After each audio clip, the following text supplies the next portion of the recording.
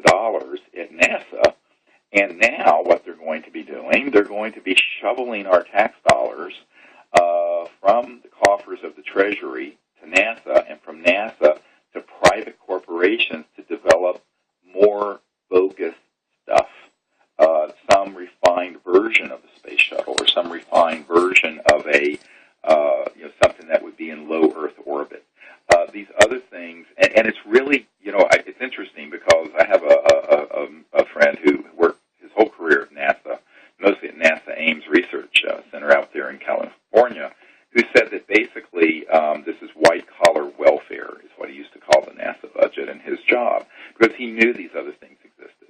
And he said this sort of with a sort of sardonic smile, but, he said basically it is white-collar welfare, and that it's really like the Truman Show. It's like, let's do this and make people think this is really the state-of-the-art. Gee, you're a rocket scientist.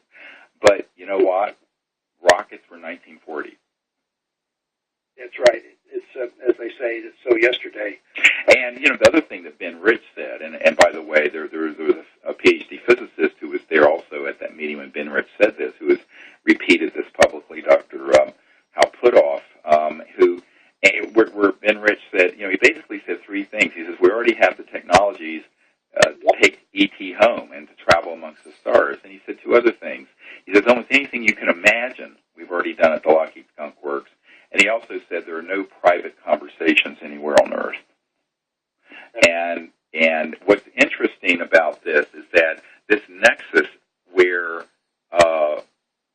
electromagnetism and the magnetic field and consciousness come together is really key. And this is why the head of the Lockheed Skunk Works referred to ESP.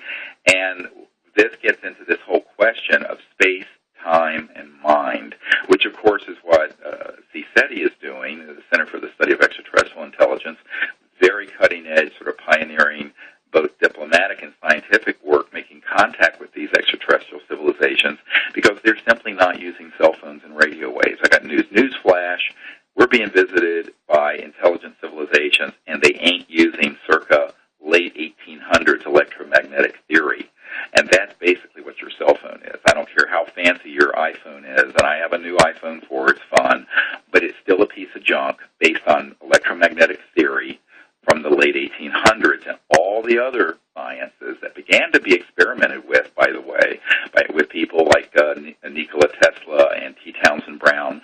That information has all been kept secret and is in a black box. And one of the things Ben Rich had said was that, it would take these things are in a black box at the Lockheed Skunk Works and at other corporations, and it would take an act of God to ever get them out to benefit humanity.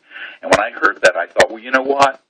We, the people, need to be that act of God and work together to bring this out, because we're killing the Earth with the current paradigm. And we need to be able to liberate the entire planet from the yoke of this macroeconomic slavery that keeps most of the world in poverty while we destroy the environment and the oceans and the ozone layer and the polar ice caps melting. The whole problem we're facing with the environment is a catastrophe that we can fix, and we need to. And actually, this is